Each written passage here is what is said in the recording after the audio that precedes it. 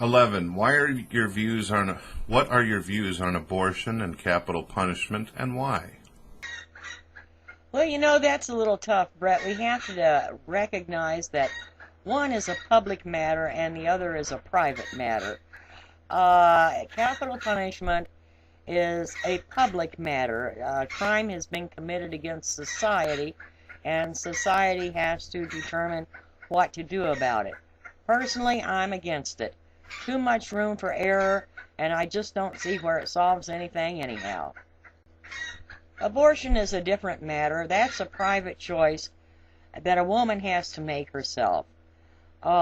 She knows what she can handle and what she can take care of. But I will say this about that. I would be very disappointed in any member of my family who had an abortion, because any member of my family does have a way to care for and take care of a child. That's just the bottom line. We're here for each other when we need each other. As far as other people, if they want to abort their family members, I say more power to them. Let them go at it. That leaves more for me and mine. 12. Why does Christianity seem so similar to older pagan religions? Well, Brett, if you look into history, it was just a big power grab. During the Roman Empire, the only organization that was able to rival the government in power was the pagan priesthood. By eliminating the pagan priesthood, they were able to consolidate political power under the Roman Empire. However, they couldn't just take religion away from the population without replacing it with something and giving the people something to believe in. So they created a new religion based on a small Jewish cult that they found and incorporated almost all the pagan elements into that new religion to make it acceptable to the people. It was just a political thing. And that's why Christianity seems to have so many elements of paganism in it, because it did. 13. What is the difference between a pagan and a fluffy bunny? Well, Brett, I don't know if you can say there's a difference between a pagan and a fluffy bunny.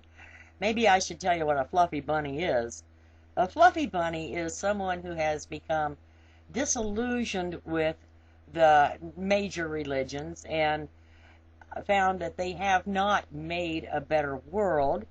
They've looked around and they found that the world is rough, tough, and made of mean stuff. And then they suddenly find that the pagan religions do teach a lot of sweetness and light. So they think that they'll become pagans without really investigating it much or knowing much about it. So I'd say a fluffy bunny is often a new to the faith person who is still in the honeymoon stage. 14. How does one go about becoming a pagan? You know, Brett, that's kind of an awkward question. A lot just depends on who you are. It's come to my attention that there are a lot of people who simply do not have religious experiences, and they think other people who do are lying or crazy or making things up. I didn't become a witch. I was a witch. I've always been a witch. That's what I am.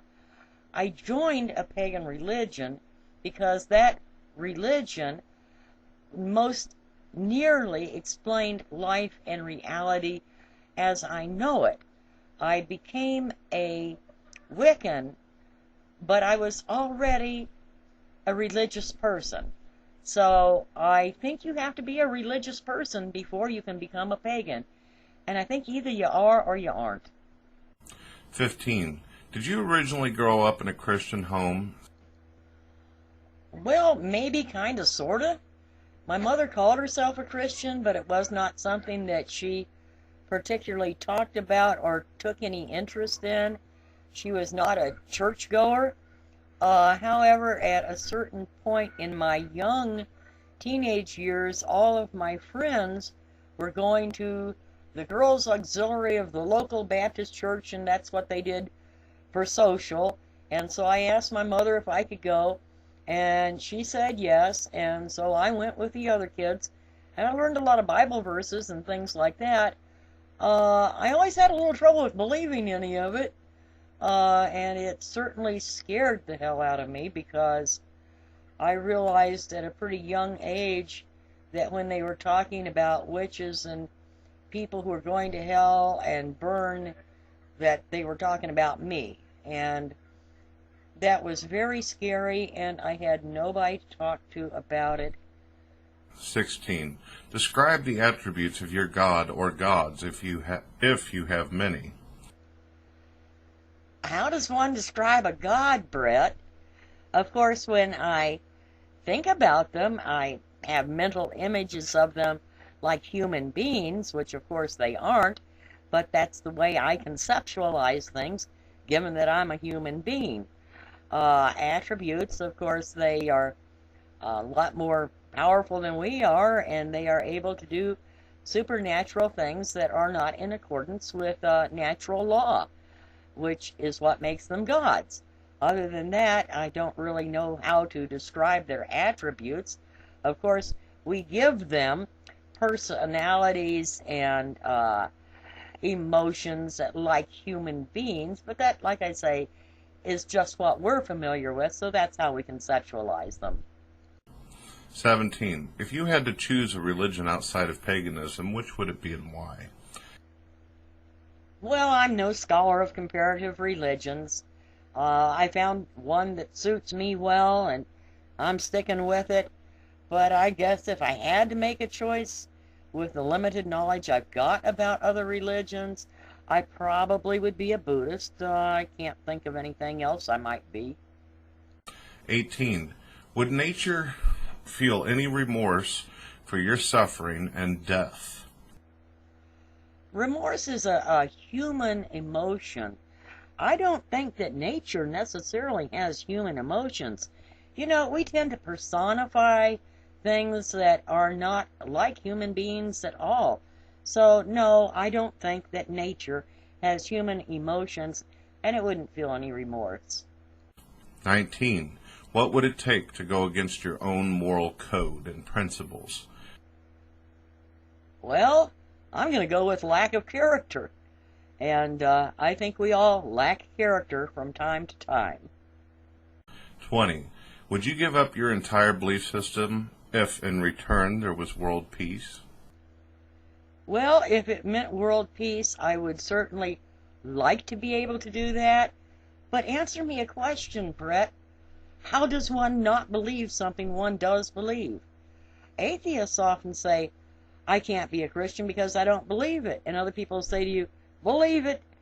And you say, how? I don't believe it. Well, you know, it's the same quandary. How do you not have the faith that you do have? I would like to say, though, that I would go through the motions of giving up my religion if it meant world peace. That doesn't mean I'd stop believing, though.